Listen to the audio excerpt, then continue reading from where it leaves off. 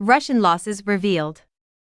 Putin's dark gamble pays off. According to recent casualty numbers, a large share of Moscow's casualties in the continuing battle in Ukraine are attributable to Russian President Vladimir Putin's army of convicted criminals. The identities of 41,731 Russian military troops who have perished in the war in Ukraine since February 2022 have been updated on January 12, according to a joint investigation by the BBC's Russian service and independent Russian news source Mediazona.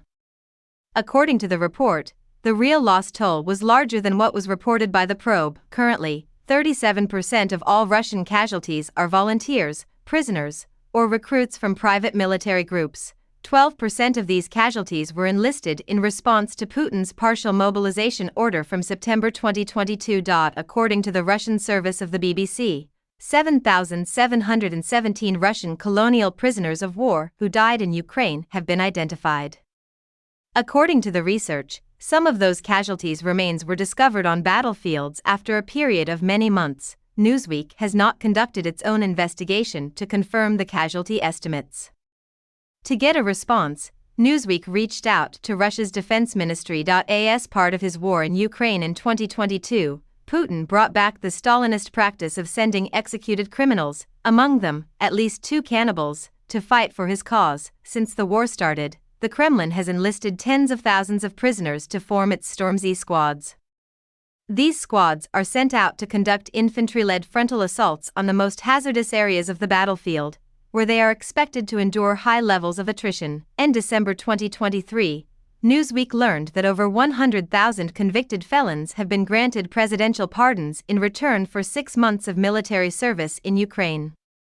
The first prisoner exchange between Russia and Ukraine in 6 months took place on January 3 in Moscow.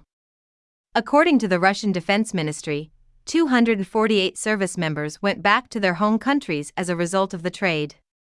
Inmates were the primary recruiting ground for the Russian Ministry of Defense, accounting for 33% of the total, 180 individuals. An independent news outlet called iStories stated that a large number of ex-convicts had returned to Russia, suggesting that this could be because it is easier to send them back to the front lines. The control, manipulation, and, most crucially, the ability to return prisoners to battle are all advantages of using prisoners. The news site reported that social activists who were present during the exchange expressed their dismay at the Russian government's continued callousness for the mobilized individuals now held captive in Ukraine. Casualty tolls can vary, but Ukrainian estimates consistently outstrip those of Western allies.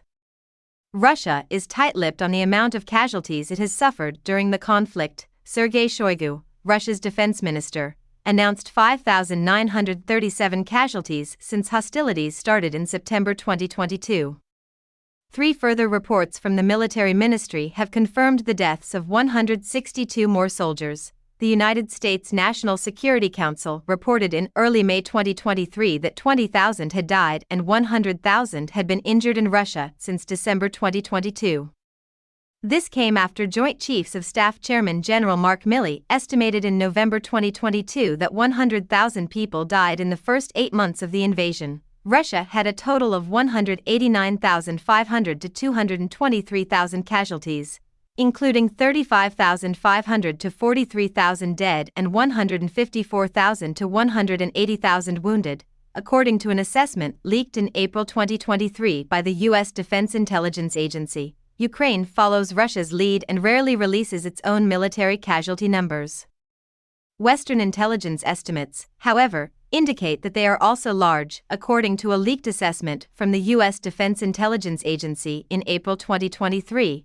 The number of casualties in Ukraine was projected to be between 124,500 and 131,000. This figure includes 15,500 to 17,500 dead and 109,000 to 113,500 wounded. Could you please suggest a global news story that Newsweek should cover? Is the conflict between Russia and Ukraine something you'd like to ask? Reportedly, Germany is getting ready for an impending attack on a NATO member by Vladimir Putin's forces in a matter of weeks. A document that was stolen from the German Ministry of Defense states that soldiers have been getting ready for an assault on the alliance's eastern flank that is a hybrid of Russian and NATO forces. An anonymous insider informed Bild that February might mark the beginning of an escalation between Moscow and the West. The covert report details the conflict's launch month by month. Reports indicate that in the near future, Putin is expected to issue an order for a new round of mobilization, resulting in the addition of 200,000 troops to his army. The Ukrainian army would have been driven back by the spring attack that the Kremlin would have launched in Ukraine by June. According to the official government assessment, Russia's war on the West, which will start out subtle but eventually become more obvious, is set to commence in July. The president of Russia sends troops and medium-range missiles to the Baltic exclave of Kaliningrad in October. The situation might get worse, the scenario says. Kaliningrad is located between Poland and Lithuania. The Suwalki Corridor, a narrow 100-kilometer strip of land that connects Russia-lined Belarus and Kaliningrad, would be engulfed in an artificially induced border conflict and deadly clashes beginning in December. Any kind of attack, no matter how minor, might derail Western plans in the region. Russia, with Belarus's help, would invade NATO territory again, this time in Ukraine, taking advantage of the US's potential leadership vacuum in the weeks following the elections. Hundreds of thousands of NATO soldiers could be sent by summer of 2025, according to the research. Russian Foreign Ministry spokesperson Maria Zakharova called the forecasts horoscope style and ridiculed them. "I read the German secret plan leaked into the Bild information gutter," she wrote in a Telegram post. "As powerful as a Pisces in Cancer horoscope from the previous year. Send an email to webnews@metro.co.uk to communicate with our news staff. Be sure to visit our news page for more stories like to this. Sign up for Metro's news updates email to receive the most recent news, inspiring stories, analysis, and more."